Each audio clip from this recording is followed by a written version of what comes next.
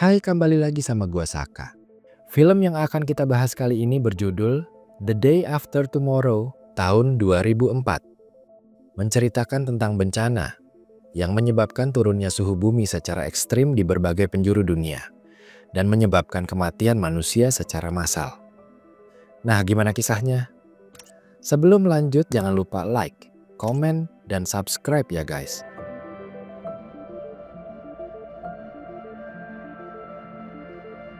Film diawali dengan tim ahli cuaca yang sedang melakukan pengeboran lapisan es untuk mencari sampel inti es. Jason melakukan pengeboran, sedangkan Jack dan Frank mengontrol bagian lain dari sebuah ruangan di dalam mobil. Saat pengeboran dilakukan, tiba-tiba lapisan es di sana mulai retak. Hal itu membuat Jack dan Frank keluar dan melihat Jason yang berkata kalau dia tidak melakukan apapun. Namun setelahnya lapisan es di bawah Jason amblas. Beruntungnya Jason berhasil selamat dipegangi oleh kedua temannya, sedangkan mesin pengeboran jatuh ke dalam jurang es. Namun, Jack yang melihat kalau beberapa alat pengeboran yang masih ada di seberang, kemudian nekat melompat ke seberang dan mengambil alat-alat itu. Untungnya dia berhasil kembali dengan selamat, walaupun sebelumnya sempat hampir jatuh, namun ditolong oleh Frank dan Jason.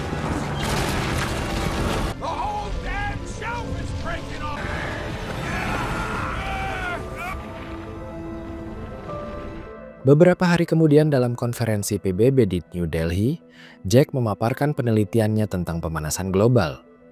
Berdasarkan data penelitiannya, dia mengatakan kalau pemanasan global dapat mengubah bumi kembali ke zaman es lagi. Hal itu membuat tak sedikit orang yang meremehkannya, tapi ada juga yang percaya akan kemungkinan dari teori Jack. Jack lalu menghimbau agar mereka segera melakukan pencegahan jika benar mereka akan kembali ke zaman es.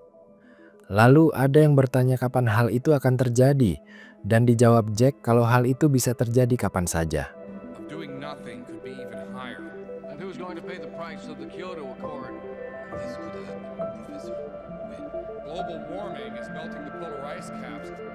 Tak lama setelah konferensi itu, anehnya sedang turun salju di New Delhi, dan tercatat bahwa suhu di sana saat itu merupakan yang terendah sepanjang sejarah. Jack bertemu dengan Profesor Rabson yang mendukung teori Jack. Profesor Rabson menyampaikan bahwa pelampung pencatat di Samudra Atlantik menunjukkan penurunan suhu permukaan laut yang signifikan. Dia setuju dengan ucapan Jack.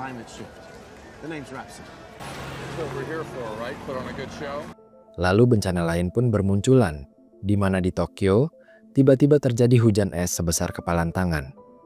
Hal itu menyebabkan banyak kerugian bahkan korban jiwa.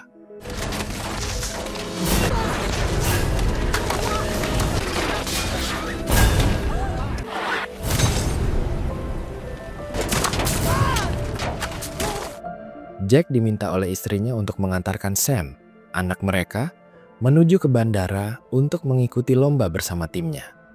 Di dalam pesawat, terlihat kalau Sam baru pertama kali naik pesawat karena dia terus saja makan. Karenanya, dia diejek oleh temannya yang bernama Brian. Lalu beberapa kali pesawat mengalami getaran yang membuat Sam semakin panik. Dia ditenangkan oleh seorang wanita di sampingnya bahwa semua baik-baik saja. Namun ternyata pesawat itu masuk ke area awan hitam dan guncangan makin terasa. Untungnya pesawat dapat melewatinya dengan baik dan mereka berhasil sampai di tujuan dengan selamat.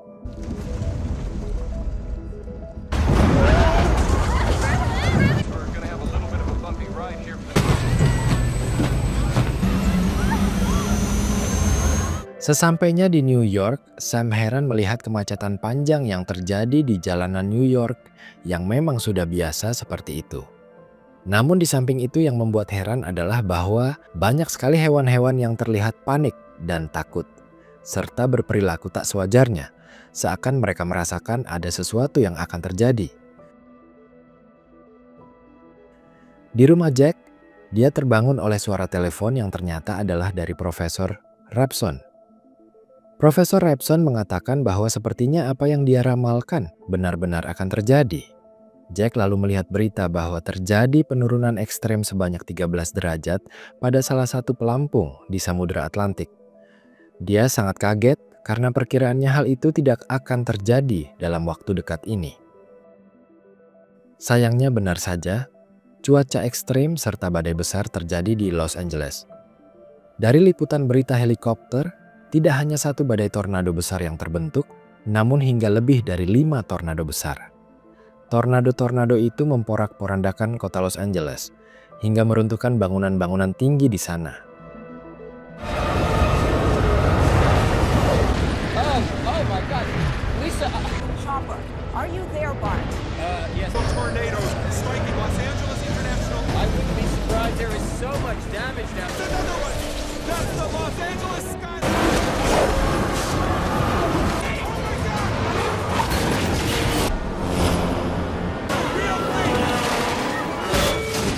Akibat kejadian itu, Jack semakin khawatir akan keadaan anaknya yang sedang berada di Los Angeles. Dia menelepon Sam dan menyuruhnya untuk segera pulang. Sayangnya, pemerintah sudah terlanjur menurunkan perintah untuk menghentikan semua transportasi seperti pesawat maupun kereta. Sam, Brian dan Laura memutuskan untuk pergi dan mencoba pulang. Namun di luar hujan deras sedang turun hingga membuat macet dan banjir melanda. Mereka akhirnya memutuskan untuk berlindung di salah satu perpustakaan di sana. Tetapi Sam kembali keluar karena dia mau mencari Laura yang sebelumnya tertinggal dan masih di luar. Kemudian, bencana besar pun datang. Gelombang tsunami yang sangat tinggi menerjang hingga menutupi setengah dari badan patung Liberty. Air gelombang menyapu kota. Sam yang menemukan Laura segera memanggilnya dan menyuruhnya segera masuk ke perpustakaan. Akhirnya mereka berhasil masuk dan berlindung dalam situasi mencekam itu.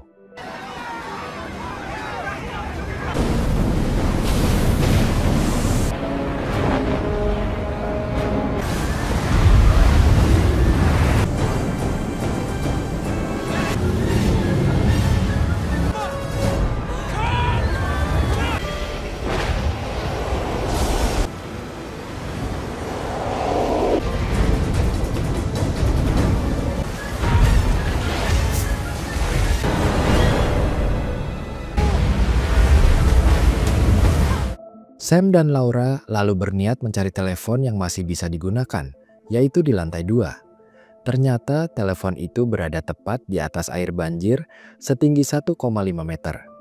Sam lalu nekat masuk ke dalam air dan mencoba telepon itu yang ternyata masih berfungsi. Dia segera menghubungi sang ayah dan memberitahukan kalau mereka sedang berlindung di salah satu perpustakaan di New York. Jack segera menyuruh Sam untuk tetap di sana dan jangan pergi kemana-mana. Dia juga mengatakan kalau cuaca akan segera berubah dan suhu akan sangat turun drastis. Saat itu air di tempat Sam semakin naik dan Sam sudah hampir tenggelam. Jack mengatakan kalau dia pasti akan menjemput Sam di sana dan lakukan apapun untuk membuat dirinya tetap hangat sambil menunggu. Laura yang menunggu di tangga sudah sangat khawatir karena dia tak kunjung melihat Sam. Namun untungnya Sam muncul dan mereka kembali ke lantai atas. Saat orang-orang sedang berkumpul dan berusaha menghangatkan diri, tiba-tiba terdengar suara gemuruh yang membuat semua orang terdiam.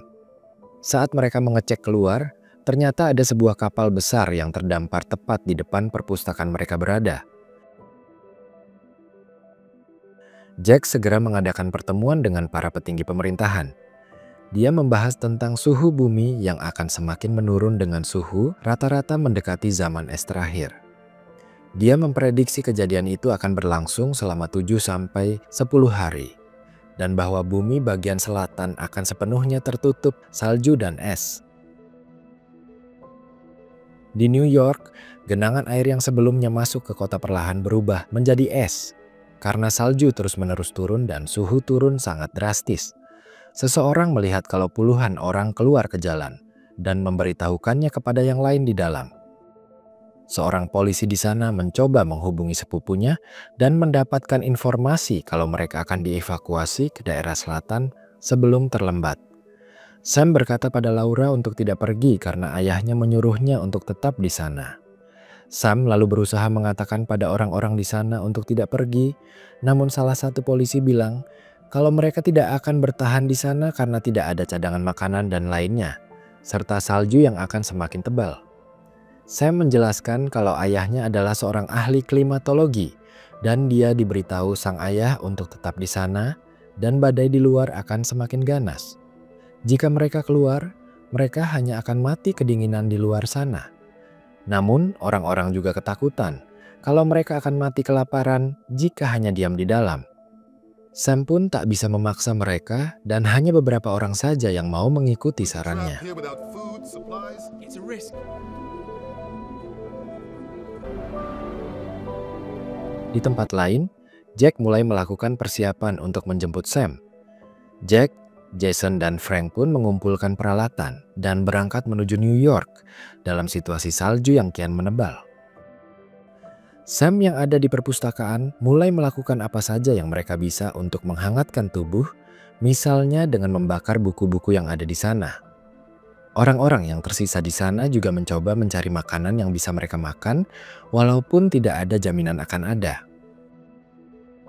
Jack dan teman-temannya yang sedang dalam perjalanan ke New York mendapatkan berita kalau kota New York ditutupi oleh salju tebal, sampai akhirnya mobil mereka menabrak gundukan salju yang sangat tebal. Mereka pun akhirnya memutuskan untuk berjalan kaki. Mereka berjalanan kaki dengan mengikat badan satu sama lain supaya tidak terpisah oleh kencangnya angin. Tanpa mereka sadari, ternyata mereka sedang berjalan di atas kaca tipis yang tertutup salju. Karena beratnya barang bawaan mereka, kaca perlahan mulai retak dan barang-barang mereka jatuh ke bawah yang ternyata adalah sebuah ruangan di gedung tinggi. Frank yang ada di paling belakang pun ikut tertarik, sedangkan Jack menahan beban mereka. Frank lalu memutuskan untuk memutus tali pada barang bawaan mereka supaya beban mereka tidak terlalu berat. Tapi sayangnya, dia melihat kalau kaca semakin retak hingga akhirnya dia memutuskan untuk memotong tali yang ada padanya dan jatuh ke bawah supaya Jack dan Jason selamat. It's not gonna hold. Kembali ke perpustakaan, Sam dan lainnya sedang berada di ruang perapian di mana Laura terlihat terbaring sakit di sofa. Awalnya mereka mengira kalau Laura hanya demam biasa, namun akhirnya mereka menemukan kalau ada luka di kaki Laura dan itu adalah pertanda kalau dia keracunan darah atau septikemia yang bisa menyebabkan dia kejang septik. Salah satu orang di sana membaca buku tentang penyakit itu dan mengatakan kalau Laura membutuhkan antiseptik segera. Sam yang mengetahui kalau ada kapal besar terdampar di dekat perpustakaan memutuskan untuk mencoba mencari kotak obat-obatan di sana. Sam ditemani oleh JD dan Brian pun keluar menuju kapal itu. Setelah sampai di dalam kapal, mereka menemukan sebuah pintu yang mereka duga berisi obat-obatan. Sayangnya pintu itu terkunci. Sam pun mencoba masuk dengan mencari jalan lain hingga akhirnya mereka menemukan penisilin atau antibiotik untuk Lauren. Brian dan JD juga menemukan sebuah kantin dan memutuskan untuk mencari makanan di sana. Padahal sudah dilarang oleh Sam. Suara gaduh mereka membuat sekelompok serigala di luar yang lapar mendekat ke arah mereka. Benar saja, serigala itu menggigit kaki JD hingga terluka, hingga Sam berhasil melepaskannya dan mereka mengunci pintu supaya serigala itu tidak bisa masuk. Sam lalu memiliki ide untuk memancing serigala itu menjauh, hingga akhirnya mereka berhasil keluar melalui pintu lain serta membawa obat untuk Lauren. Di tempat lain, Jack yang berjalan sembari menarik Jason yang sudah lemah melihat salju yang semakin tebal dan dia memperkirakan kalau sebentar lagi akan sampai puncaknya, yaitu bumi yang kembali ke zaman es. Jack pun segera memutuskan untuk mencari tempat berlindung. Sementara itu, Sam dan Brian berlari sambil menarik JD yang kakinya terluka. Sam dan Brian sempat berhenti saat melihat bangunan-bangunan di depan mereka secara bersamaan mengkristal menjadi es. Mereka pun langsung berlari kencang sampai di pintu perpustakaan. Sam menyuruh Brian untuk segera masuk membawa obat untuk Laura, sedangkan dia segera menggendong JD masuk. Sementara itu, Jack yang telah menemukan lubang menuju ke sebuah gedung, sempat melihat bendera yang sebelumnya masih berkibar seketika membeku menjadi es. Sam yang berlari sambil menyeret JD terlihat seperti dikejar oleh es yang terus merambat ke seluruh permukaan gedung. Saat dia sudah sampai di ruangan perapian, Brian segera menutup pintu dan seketika pintu juga berubah menjadi es. Mereka yang melihat es semakin merambat segera membakar semua buku-buku supaya es tidak semakin merambat ke permukaan lain. Jack yang melihat Jason sudah sadar segera memakai jaketnya untuk melanjutkan perjalanan. Namun Jason mengatakan untuk menunda perjalanan selama 1 hari. Namun Jack tetap akan melanjutkan perjalanan karena mungkin saja Sam tidak akan bertahan hingga besok. Di tengah perjalanan, mereka menemukan dinding salju tebal dan melihat banyak orang yang mati membeku ditutupi oleh salju tebal. Saat istirahat di sebuah tenda kecil, Jason bertanya pada Jack tentang kemungkinan apakah Sam masih bertahan dan bahwa bisa saja Sam telah berada di antara orang-orang yang mati membeku di luar sana. Tapi Jack akan tetap menepati janjinya untuk menjemput sang anak. Scene berganti pada beberapa peneliti dan astronot di luar angkasa melihat kalau badai Amerika Utara sudah semakin mereda, terlihat dari daratan yang sudah mulai tampak kembali. Saat Jack dan Jason terbangun, mereka keluar dan melihat cuaca yang terlihat mulai membaik. Di depan mereka terlihat sebuah kapal yang sudah membeku dan patung Liberty yang masih kokoh, tapi tertutup es hingga setengah badannya. Jack melanjutkan perjalanan dengan perasaan yang mulai putus asa, melihat bangunan-bangunan yang membeku dan tak terlihat adanya kehidupan. Jack lalu bertanya pada Jason di mana dan masih seberapa jauh perpustakaan tempat Sam berada. Jason menjawab kalau perpustakaan itu ada tepat di sana. Jack segera berlari menuju ke perpustakaan itu.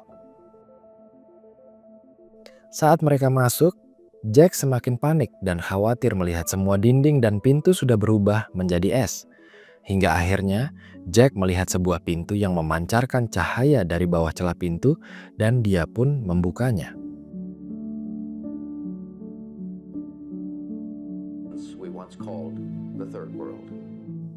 Ketika Jack dan Jason masuk, mereka sempat merasa putus asa melihat sekelompok orang yang mereka kira sudah mati, tapi tiba-tiba Laura bangun dan bertanya siapakah mereka. Saat itu juga Sam terbangun dan memanggil ayahnya.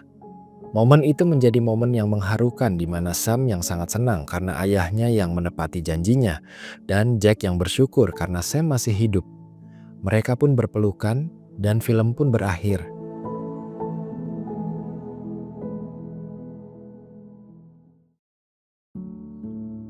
Nah, kalau menurut kamu, apakah suatu saat bumi mungkin mengalami kejadian seperti di film ini? Bumi memasuki zaman es kembali dan kita hidup di zaman es lagi. Coba tulis pendapatmu di kolom komentar ya.